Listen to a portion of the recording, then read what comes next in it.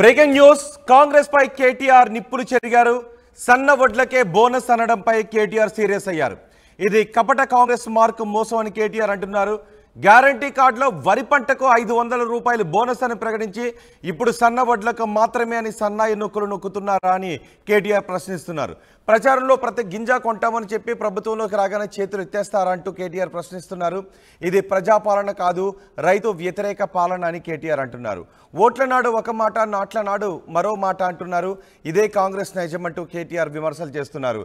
కేవలం సన్నాలు పండించే రైతులు 30% మాత్రమే ఉన్నారు.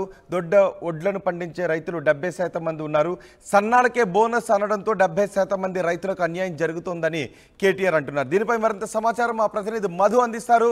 మధు, మొత్తం వడ్లన్నిటికీ కూడా బోనస్ ఇవ్వాలి అని టీఆర్ఎస్ నాయకులు విమర్శలు చేస్తున్నారు. దీన్ని కాంగ్రెస్ ఏ విధంగా తీసుకుంటుంది? ఎన్నికలప్పుడు ఒక మాట ఇచ్చి ఇప్పుడు మాట తప్పారు అని బీఆర్ఎస్ నాయకులు అంటున్నారు.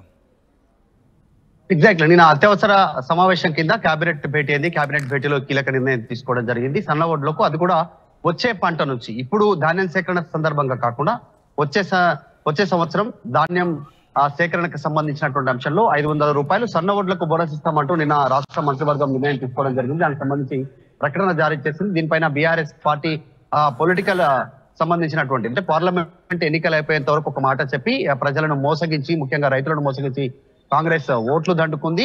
పార్లమెంట్ డబ్బాలలో ఓట్లు పడగానే పార్లమెంట్ ఎన్నికలకు సంబంధించి మాట మార్చింది. ఇప్పుడు ఓట్లు వేసే టైంలో ఒక మాట, నాట్లు వేసేటువంటి టైంలో ఒక మాట. కాంగ్రెస్ నైజం బయటపడింది అనేటువంటిది వీళ్ళు తీవ్రమైనటువంటి విమర్శలు చేస్తా ఉన్నారు. గతంలో రైతులకు 10 నెలలకు సంవత్సరానికి 15,000 చొప్పున ఇస్తామని చెప్పారు ఎకరానికి. తర్వాత కౌలు రైతులకు కూడా 15,000 రూపాయలు ఎకరాకి ఇస్తామని చెప్పారు.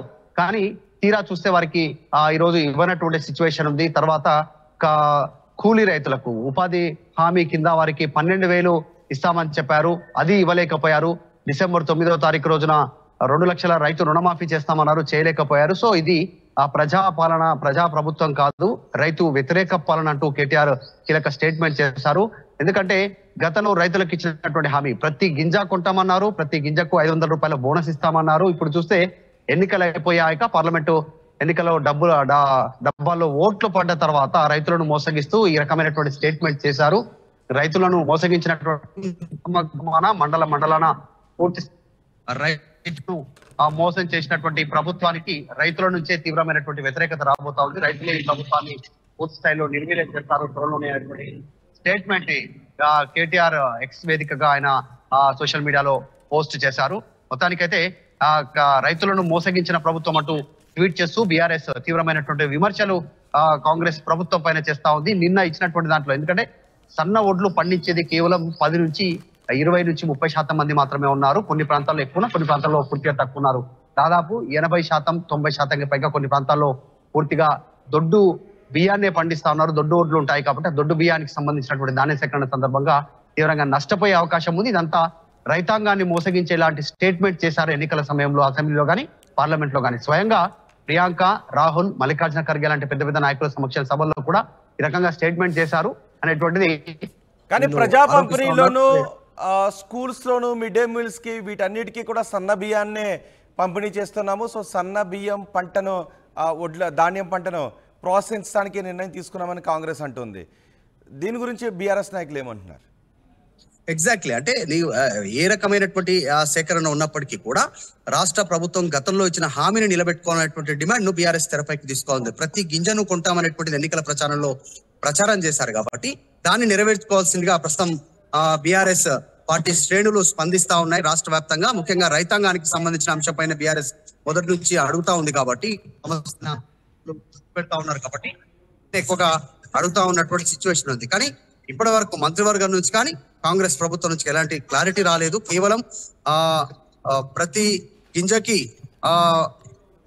బోనస్ ఇస్తామన్నారు కాబట్టి క్వింటాల్కి, దానిపైన మాత్రమే దృష్టి పెట్టాలనేటువంటి డిమాండ్ మాత్రం బీఆర్ఎస్ తెరపైకి తీసుకొస్తా ఉంది.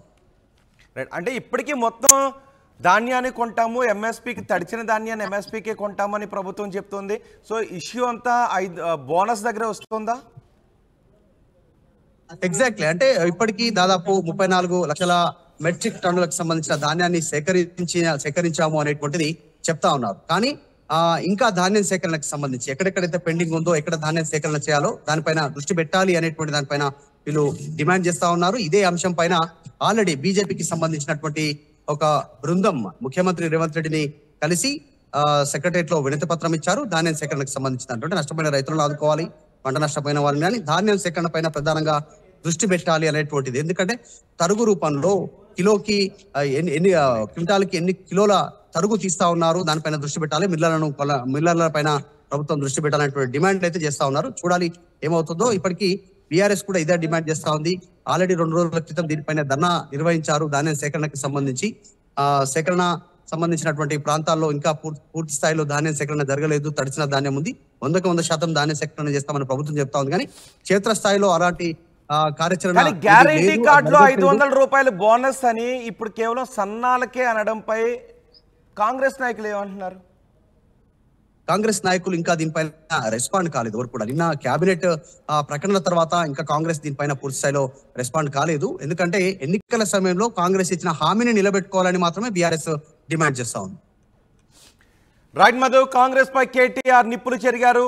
సన్న వడ్లకే బోనస్ అనడంపై సీరియస్ అవుతున్నారు. ఇది కపట కాంగ్రెస్ మార్కు అంటున్నారు.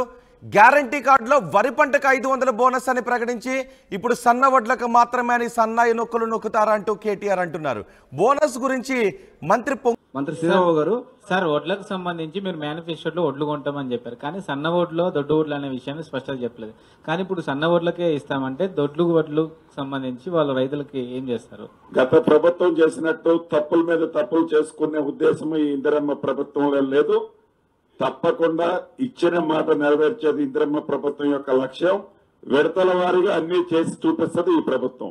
ఇదైనా ఈ ప్రభుత్వం చేస్తుంది. అడిగే నైతిక హక్కు ఆ ప్రభుత్వానికి ఏడుంది? నైతిక హక్కు ఉందా మాట్లాడటానికి? సార్ విద్యార్థుల ఫీజుల విషయంలో ఫీజుల నియంత్రణ కమిటీ అలాంటిది వేసే అవకాశం ఉందా ఇప్పుడు? డెఫినెట్ గా. ఏది ప్రైవేటు మధ్య తరగతి కుటుంబాలు, సన్న చిన్నకారు కుటుంబాలు వాళ్ళ పిల్లల్ని మంచి చదువులు చదివించాలనేది కోరిక ఏదైతే ఉందో దానికి ఈ రాష్ట్ర ప్రభుత్వం, ఇందిరమ్మ ప్రభుత్వం అండగా ఉండాలన్నది ప్రధానమైన లక్ష్యం. దానికి ఇందాక చెప్పిన చైర్మన్ దానికి కూడా అన్నగారే ఉంటారు. మంత్రి శ్రీరావు గారు సార్ వడ్లకు సంబంధించి మీరు మేనిఫెస్టోలో వడ్లు కొంటామని చెప్పారు, కానీ సన్న వడ్లు దొడ్డు వడ్లు అనే విషయాన్ని స్పష్టంగా చెప్పలేదు. కానీ ఇప్పుడు సన్న వడ్లకే ఇస్తామంటే దొడ్డు వడ్లు సంబంధించి వాళ్ళ రైతులకి ఏం చేస్తారు? గత ప్రభుత్వం చేసినట్టు తప్పుల మీద తప్పులు చేసుకునే ఉద్దేశం ఈ ఇందిరమ్మ ప్రభుత్వంలో లేదు. తప్పకుండా ఇచ్చిన మాట నెరవేర్చేది ఇందిరమ్మ ప్రభుత్వం యొక్క లక్ష్యం. విడతల వారీగా అన్ని చేసి చూపిస్తుంది ఈ ప్రభుత్వం. ఇదైనా ఈ ప్రభుత్వం చేస్తుంది. అడిగే నైతిక హక్కు ఆ ప్రభుత్వానికి ఏడుంది? నైతిక హక్కు ఉందా మాట్లాడటానికి? సార్ విద్యార్థుల ఫీజుల విషయంలో ఫీజుల నియంత్రణ కమిటీ అలాంటిది వేసే అవకాశం ఉందా ఇప్పుడు? డెఫినెట్ గా. ఏది ప్రైవేటు మధ్య తరగతి కుటుంబాలు, సన్న చిన్నకారు కుటుంబాలు వాళ్ళ పిల్లల్ని మంచి చదువులు చదివించాలనేది కోరిక ఏదైతే ఉందో దానికి ఈ రాష్ట్ర ప్రభుత్వం, ఇందిరమ్మ ప్రభుత్వం అండగా ఉండాలన్నది ప్రధానమైన లక్ష్యం. దానికి ఇందాక చెప్పిన చైర్మన్ దానికి కూడా అన్నగారే ఉంటారు.